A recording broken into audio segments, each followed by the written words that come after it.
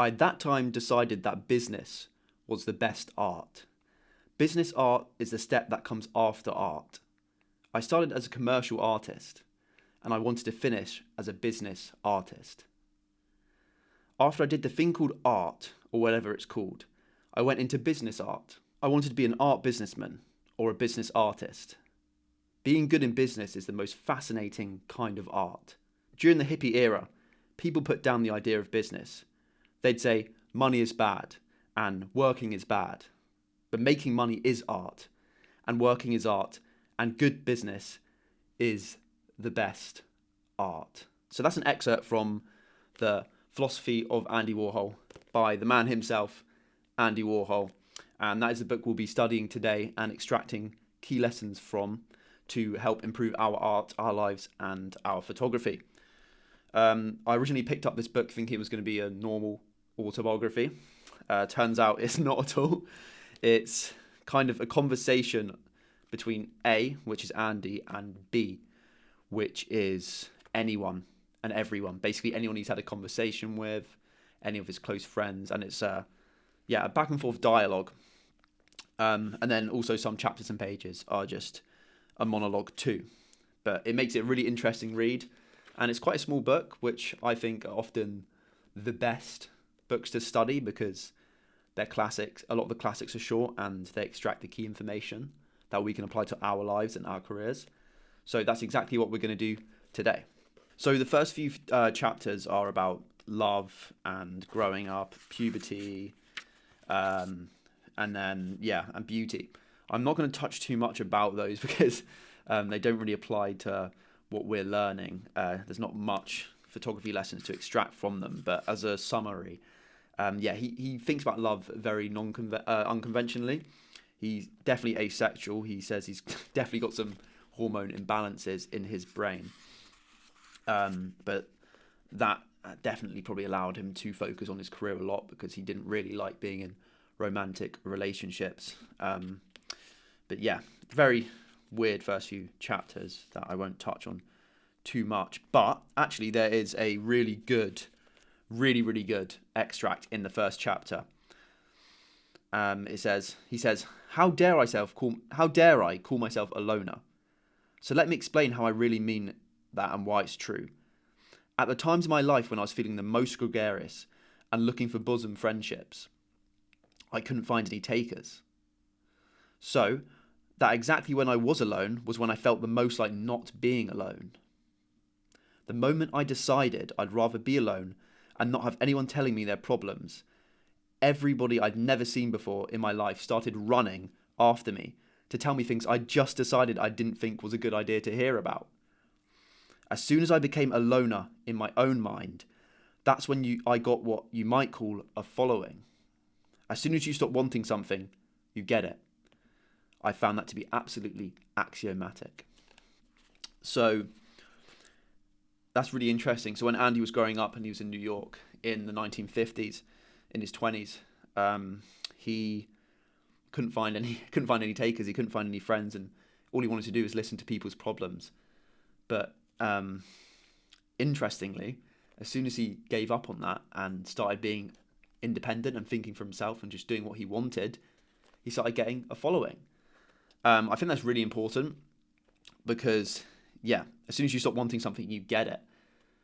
That can happen, and I think once you stop caring about what other people think about you and you think for yourself and you think from first principle, I think people naturally get drawn to you because they can tell you're just being natural and being yourself and being authentic by thinking independently.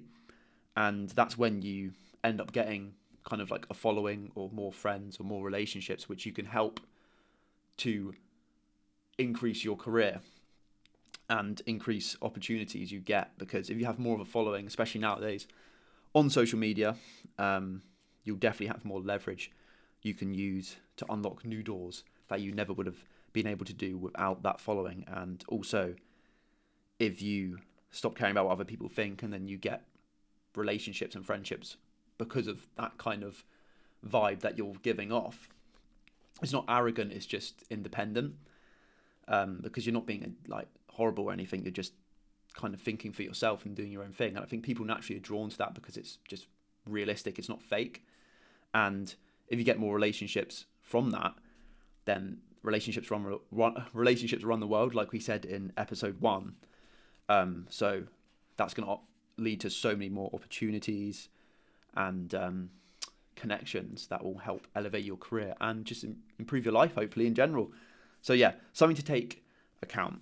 I would definitely say I'm in that kind of category of people that tries to think for themselves and wants to think for themselves and doesn't try and follow the herd. And yeah, I think if anyone who wants to be an outlier definitely has that mindset.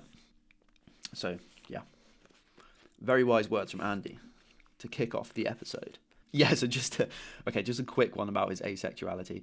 He says the biggest price you pay for love is that you have to have somebody around. You can't be on your own, which is always so much better. The biggest disadvantage, of course, is no room in bed. Even a Petco cuts into your bedroom. Yeah, so you can tell he's definitely like an introvert at heart, kind of a hermit crab in a way. Throughout the book, he signals that he like isn't doing any work and he's not doing anything. He's just like sitting in bed on the phone or watching TV. He says his wife's, I think his wife's his cassette player or his recorder or his TV or something like that. And yeah, he's like a master at counter signaling, because I've done some more research on him and read articles about him from people that knew him, and he was definitely a workaholic, but he loved to signal that he was just some like normal, like just guy who just didn't like attention and didn't like to work and didn't do much work. But obviously all the amazing work he's created over his career and all the opportunities and people he met and success he had, like that had to come from hard work. But it's just interesting that he counter signals it. For the conservationists listening, Andy says, I think having land and not ruining it is the most beautiful art that anybody could ever want to own. So yeah, he's clearly an advocate for just owning land and owning things and just letting it be there and not disrupting it. And yeah, that's definitely kind of what a lot of conservationists want to do or think we should be doing. So it's interesting that he said that. I wouldn't have expected him to say that, because he's very kind of New York business, etc., etc. So yeah, there's a lot of contradictions, again, like Arnold Schwarzenegger, like Steve Jobs, a lot of greats that we'll be studying throughout the blogs and podcast episodes. They always seem to be full of contradictions. Like Arnold Schwarzenegger is my favorite example of that. He is kind of politically, economically, he's more right-wing, but then for a lot of social things, when he was governor of California, was more kind of left-leaning, and he was an environmentalist but loved Hummers. So it's just like, humans are complex, and I think the greats and the outliers are definitely complex people as well. And I think they openly express that. They don't try and fit into one group of people or fit on one side versus the other. They kind of just show their diverse and contradictory selves and feel free doing so. And I think that's why a lot of people love them, because they're just showing their real selves. And I think that's incredibly important if you want to be successful and you want to have an audience that kind of learn from you. You just have to show all sides of yourself. This is really important. So a lot of the things I've underlined and highlighted have just been kind of more art and business wisdom than other wisdom or things he talks about, because it just resonates with me and kind of resonates with you guys, hopefully. So he's talking about kind of productization of your craft, and he says, so you should always have a product that's not just you. An actress should count up her plays and movies, and a model should count up her photographs, and a writer should count up his words, and an artist should count up his pictures. So you always know exactly what you're worth, and you don't get stuck thinking your product is you and your fame and your aura. Yeah, that's incredibly important, because you have to give a valuable service to others to succeed. You can't just, like Andy said, oh yeah, no, I'm my own product. My fame and my persona and my charisma is my product. No, like you need to have real, tangible assets that benefit other people's lives. Like for us, for artists and for photographers, yeah, we should count up our pictures and know what we're worth from that. We should be providing a valuable product to people, and then in exchange we might get money, we might get profit, we might get followers, we might get opportunities, but you have to give something to get something in return. You can't just try and take without giving, you know. So I think that's incredibly important, because especially as you get more famous as well, I think a lot of people, their ego will probably increase, and then you just, like you said, you get stuck around thinking your product is you and your fame and your aura. But what gets most people to that level of success is providing something that people resonate with. So that's something to remember for sure. This is what the one from the excerpt that it's probably my most favorite quote from the book. Business art is a step that comes after art. I started as a commercial artist, and I want to finish as a business artist. After I did the thing called art, or whatever that's called, I went into business art. I wanted to be an art businessman or a business artist. During the hippie era, people put down the idea of business. They'd say, money is bad, working is bad. But making money is art, and working is art, and good business is the best art. I think that's probably the realist he's been in terms of expressing his business philosophy in this book, because, like he said, he thinks making money is art and working is art and good business is the best art. And that's definitely shown through what he did. He just kind of made this thing called The Factory, which was really famous, his really famous studio in New York. And I think he named it after kind of like Henry Ford's style of like the mass production of cars. And he kind of mass produced art by doing silk screens of really famous celebrities at the time, often during tragic eras, like Marilyn Monroe after she died, Jackie Kennedy after her husband died. And yeah, he just mass produced these things, and he often did it on commoditized products as well, like Campbell soup cans. I'm sure you guys maybe have seen those things, and these things nowadays are selling for millions, like absolutely millions. And yeah, he definitely was a businessman, and he employed workers to do work for him a lot of the time, which is what branded artists today like Jeff Koons and Damien Hirst do. They like outsource the production to people but come up with the ideas. And Warhol was definitely someone who did that. And yeah, he was open about it, especially in this book. But I think business art and art business is incredibly important, because if we want to make it as creators, creatives, artists, photographers, we have to monetize and productize our work. And otherwise, still, I'm not saying don't create the things that you want to create and don't create things that you're interested in, but you need to be able to turn it into a product and market it to the world, and in exchange get money for that, because like he said, money isn't bad.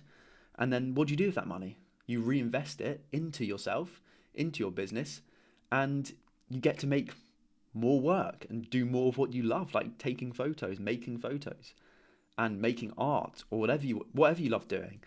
So I think a lot of society, especially in the arts kind of industries, like to signal that they don't want to make money, they don't want to sell out. But I think there's nothing noble in the poor artist, like David Yarrow says. I think we really do have to productize our work. Otherwise, we won't be able to do it full time. And the goal is to be successful, so successful we can make photos full time.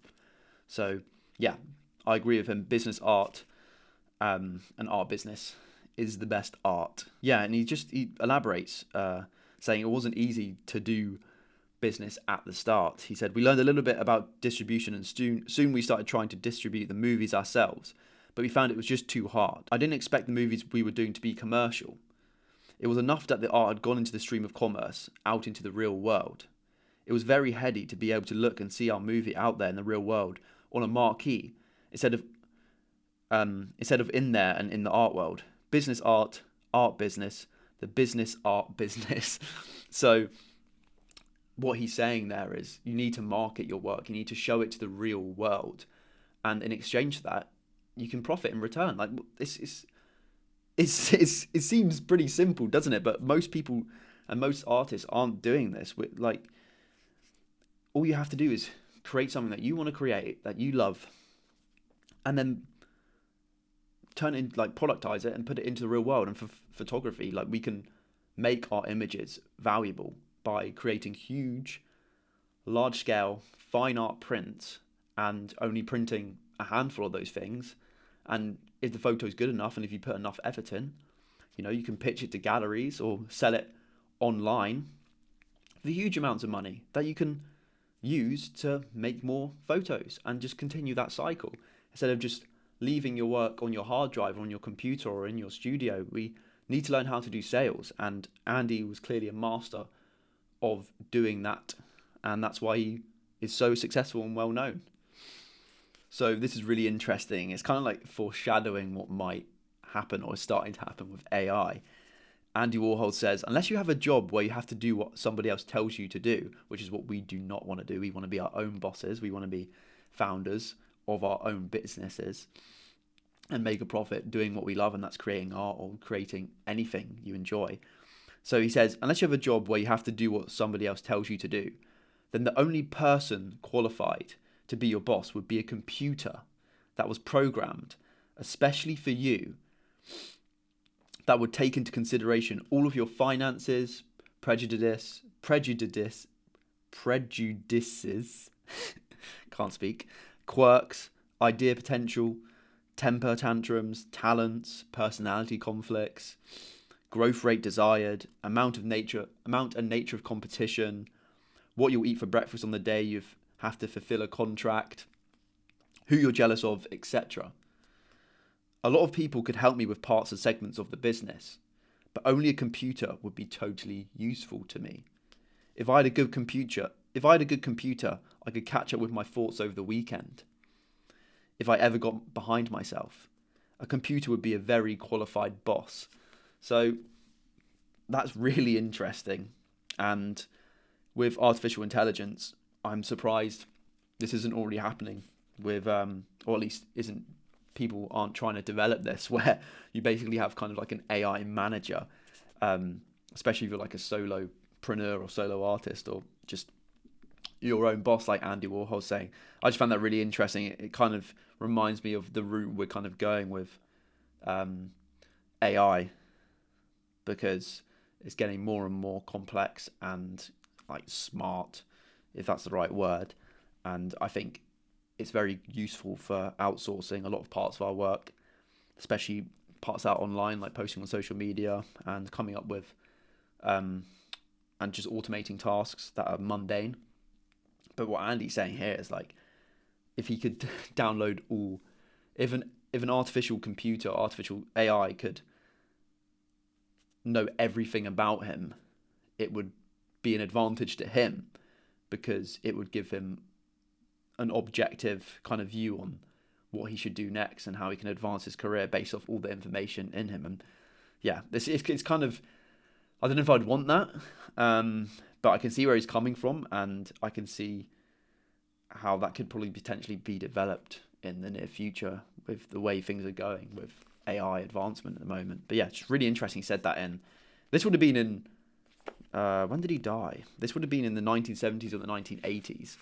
So this was way before AI had become a thing and way before personal computers really exploded. So yeah, very, very interesting. He is wise. He's very, very smart. He's just a very complex character who likes to counter signal and be confusing a lot of the time. But yeah, he also Andy Warhol talks about the importance of preparation. He says, when I'm working on a business project, I expect bad things to happen all the time. I always expect to fall through in the biggest and worst way possible. I guess I shouldn't worry though. If something's going to happen to you, it will. You can't make it happen. And it never does happen until you're past the point where you care whether it happens or not. An actress friend told me that after she didn't want money anymore and after she didn't want jewels anymore, that's when she got the money and the jewels. I guess it's for your own good that it always happens to be that way, because after you stop wanting things is when having them won't make you go crazy. After you stop wanting them is when you can handle having them. Again, like kind of paradox or contradiction, like he said before, about as soon as you want something, as soon as you stop wanting something, you get it. Yeah, really interesting what he's saying. He expects the worst when doing business projects, which, it can be a bit pessimistic, but a lot of business is just solving problems. You know, problems are just opportunities in workflows, and having that mindset that you're gonna go through a very hard process of solving problems and then coming out on the other side, I think is a good mindset to have, especially if you're starting a big project that you really want to take and show to the world and you want it to be successful. You're gonna have to go over so many hurdles and climb over so many mountains until you get the success that you desire and you deserve. But what he's also saying is, as soon as you stop wanting success or wanting the money or wanting the girl or wanting the car, as soon as you stop wanting it, that's when you're ready to get it, because when you get it, it won't drive you crazy. And that definitely has value, and it's probably is the case, but at the same time, obsession is focus, and I think you have to be obsessed and you have to really want the thing that you think will make you successful, make you happy.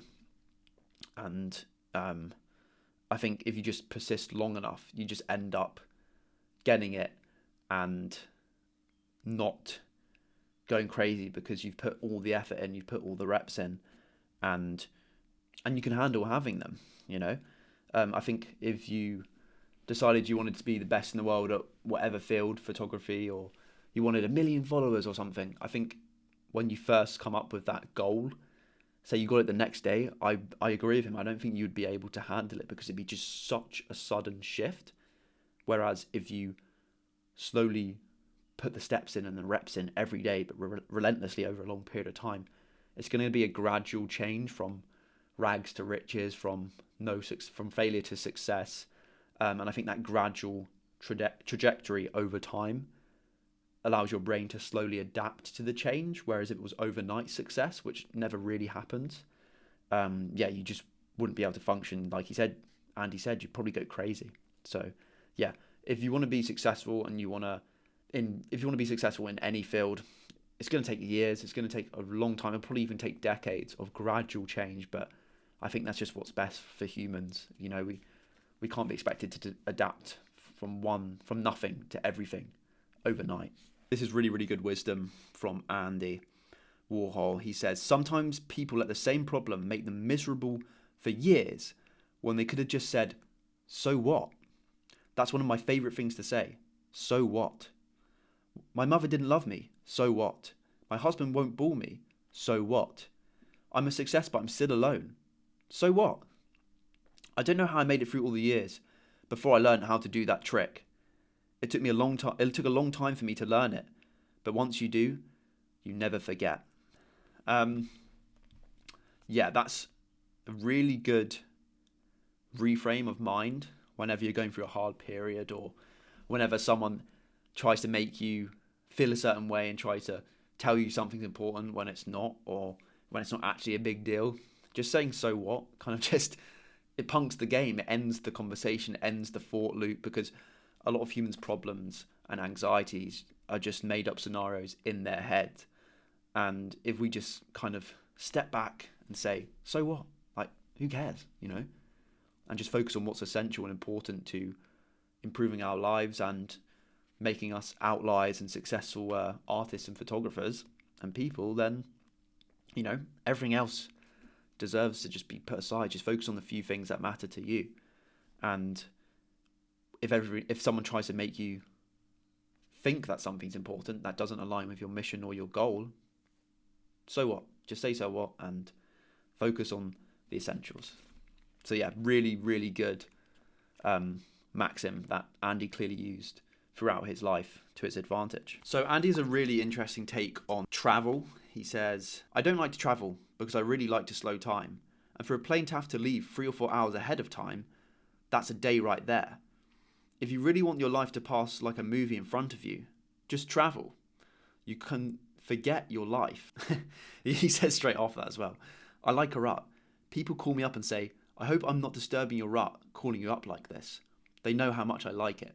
So the way I took that kind of philosophy and advice from Andy is the importance of slowing things down, giving yourself time to think, giving yourself time to recharge, and kind of not being in the busy trap. I think in the 21st century especially, and probably back then as well, we love to signal how busy we are. Oh, I can't do this, I'm just so busy. And we sound like it's a negative thing, but it's actually kind of signaling like, oh, I'm so busy, look all the stuff I have to do. And it kind of gets rewarded. We kind of reward ourselves. But if you're busy the entire time of your life, you're busy traveling, going to conferences and meetings, etc., you're going to look back at your life and realize, like, where did it all go? There's a quote that stuck with me from that movie about Ferris Bueller's Day Off or something.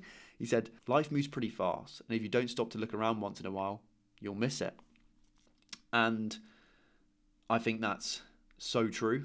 I think in today's culture, we love to want to post all the pictures of us traveling and travel the world. And yeah, we should definitely go traveling, see new places, meet new people. But there's a lot can be done just in your room, you know?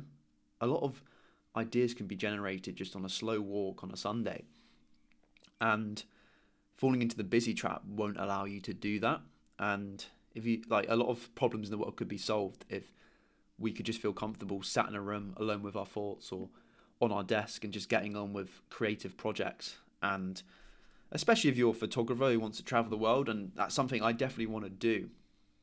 If we did that for our entire careers, we'd waste a lot of time traveling, and especially if we were just sat on our phone scrolling and stuff. So I think there is a lot of value to just being at home in the routine you're in and giving yourself time to think and giving yourself time to just come up with ideas which you can then go out into the world and create and spread and show. But yeah, there's a lot of value in just not traveling and just sitting in your room and coming up with great work.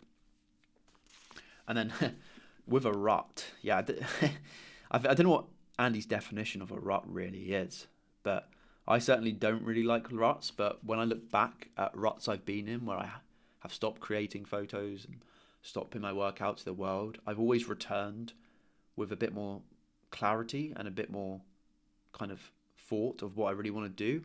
I didn't post on social media for about 10 months recently, and I spent that time, it could have been seen as a rut, but I spent my time trying a few different things and reading, working out, and practicing photography. And now I've come back and I feel so much more aligned with what I want to do.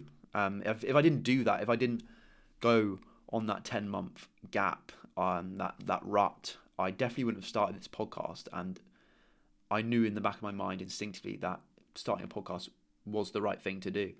But I just had to step back for a bit and just kind of think things through and figure out what I really wanted to do with my life. So yeah, there is definitely value in stepping back and being in a rut, like Andy Warhol says.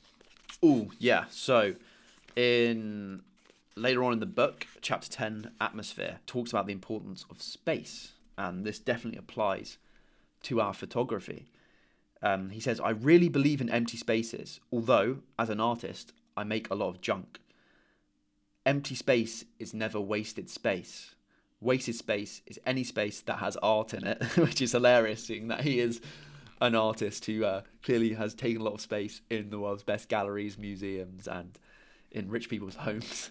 But I think for photographers, empty space is never wasted space. It's such an important maxim to internalize, and it's something I've definitely internalized in my work.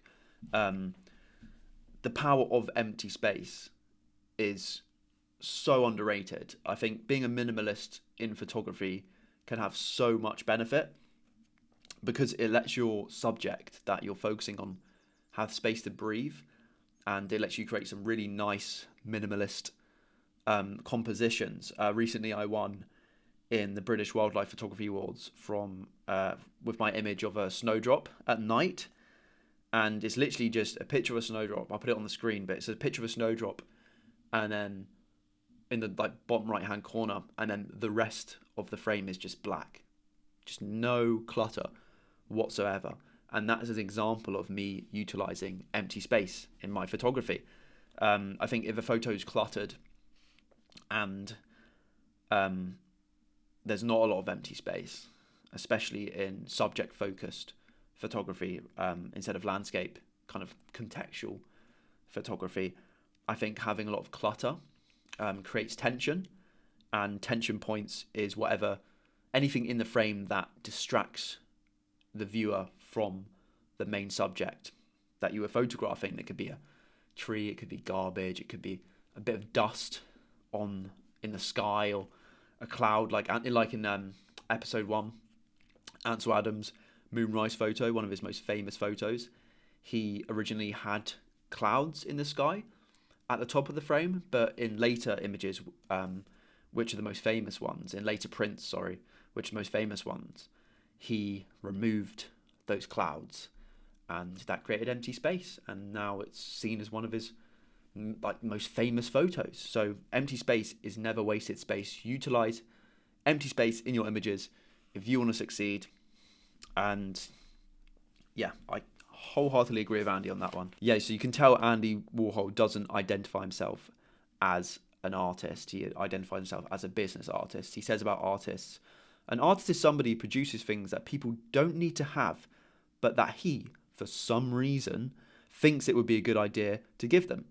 Business art is a much better thing to be making than art, because art doesn't support the space it takes up, whereas business art does. If business art doesn't support its own space, it goes out of business. So that, by that definition, every art in a museum or in a gallery is business art. And what Andy's referring to is just normal art that just sits in your studio, or photos that sit on your hard drive. So what he's saying is, he's not saying that you can't make art business art. He's saying that to make your art business art is to turn it into a product and market it and make a profit from it, so you can make more art, like he said earlier. So yeah, that's a very interesting kind of philosophy on things, and I think it's something that I agree with.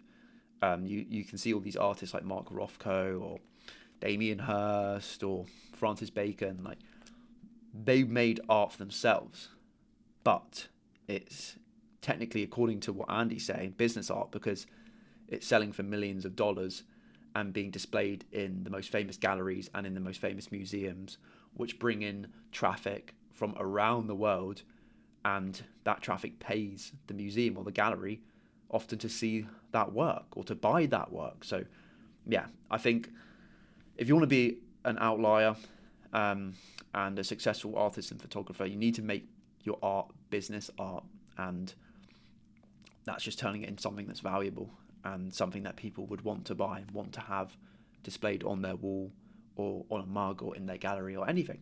So this is a good bit of advice that Andy Warhol's mum actually gave him. And he said, it's about kind of persistence and building relationships. He says, I've always had a conflict because I'm shy, and yet I like to take up a lot of personal space. Mum always said, don't be pushy, but let everybody know you're around. I wanted to command more space than I was commanding, but then I knew I was too shy to know what to do with the attention if I did manage to get it. That's why I love television. That's why I feel that television is the media I'd most like to shine in. I'm really jealous of everybody who's got their own show on television. So, and then he says, I want a show of my own called Nothing Special. So, don't be pushy, but let everybody know you're around, I think is a really good maxim, and it kind of reminds me of you don't ask, you don't get. We don't want to be in people's faces, and we don't want to annoy people, and we don't want to just ask for stuff without giving anything in return. But if we want something, we believe we can get it, then I think there's no wrong in persisting for it. Edward Bok, a person everyone should study and someone we will be studying on this podcast soon. He was a guy who started from nothing as a US immigrant from Holland, the Netherlands, and he dropped out of school after 6 years, started reading biographies, and sending autographs to the most famous people in the world at the time, like Mrs. Lincoln, like I think James Garfield, Ralph Waldo Emerson, the titans of that era in America. And he asked for autographs, but got advice from them as well after reading about them and doing research. And then he ended up creating one of the most famous like journals and magazines in the world. I think it was the Ladies or Women's Home Journal, read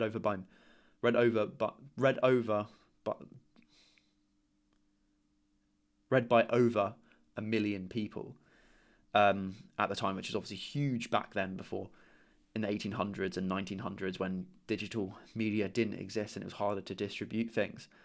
But a lot of people said about Edward Bok, what could be said about him, and what they loved about him was his pertinacity, his persistence. If he wanted something, he would just keep going, politely, obviously. He wouldn't be rude or arrogant, but if he wanted to get something, he would try all he could to get it. So Andy Warhol's mum saying, don't be pushy, but let everybody know you're around, I think is really good advice. You don't want to be too in people's faces, but let them know you're there. Let them know you have work. Let them know who you are. Obviously listen to them as well. But yeah, don't just sit in the corner and be shy and twiddle your thumbs and expect people to come up to you, because that's probably not going to happen. You should go up to them. You should make the contacts. You should show your work to other people. And yeah, know your name's there. Build your brand by doing that. Let everybody know you're around, but don't be too pushy. So a bit of advice from Andy Warhol about going through hard times and dealing with that. He says, never complain about a situation while the situation is still going on. And number 2, if you can't believe it's happening, pretend it's a movie. So a lot of the successful people I've studied so far, and I'm sharing to you guys for you guys to learn, they often reframe things positively. So whenever they're going through a hard time, they always try and reframe it and try and find a positive in it. And I think never complaining about a situation while the situation is still going on is a good technique to use. Charlie Munger, former vice chairman of Berkshire Hathaway, Warren Buffett's company, which is one of the biggest and best investing firms or companies in the world.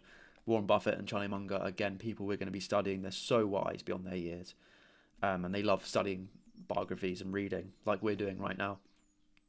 He says, self-pity has no utility. And before you guys get angry or say, oh, like, that's wrong, this is the guy whose kid, he watched his child slowly die of leukemia whilst he was going through a divorce, before there was any cures or anything for leukemia, because this was quite a while ago. It must have been the 1950s or 60s. And if he's saying self-pity has no utility, I think it's a good thing to follow by, especially after going through something like that. So Andy Warhol definitely agrees with that from what he said. Never complain about situation while the situation's still going on. I think that's good, because if you don't complain about the situation and you try and reframe it, or you just try to endure it, I think that increases your chances of getting out of it quicker, because your focus is more on solving the problems rather than just kind of feeling sorry for yourself about the problems and losing hope. So yeah, that's a good technique to use, because we're all going to go through hard times. It's part of human nature, and human existence is suffering. And yeah, if you can't believe it's happening, pretend like it's a movie. That's probably quite good as well. It disassociates yourself from what you're going through, makes you zoom out a bit. Another way of reframing. But yeah, a lot of the great people that I'm studying for the show seem to be able to have this ability to just zoom out a bit and positively change a bad situation, make it good, and just persist through it.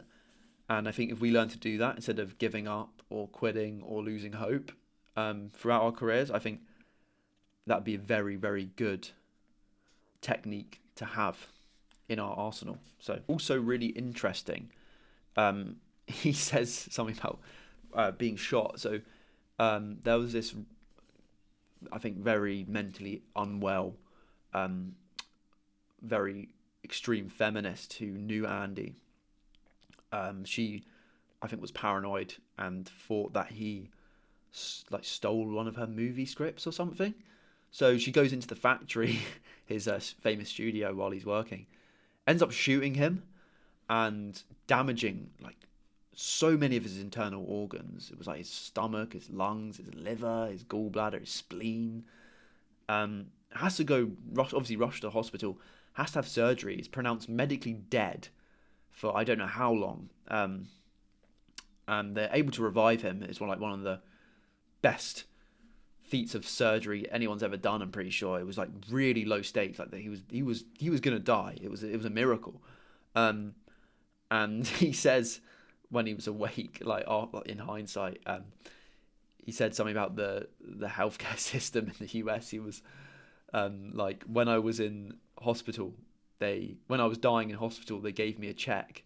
They made me write a check, and I just found that really, like, in a dark way, like, funny. It just made me laugh. It's just like, whoa, that's crazy. But that definitely affected his career and life. I think he became more of a recluse after that, obviously, understandably, because before, the factory was a really open space where anyone could kind of just walk in and just collaborate and stuff. It was a really cool space.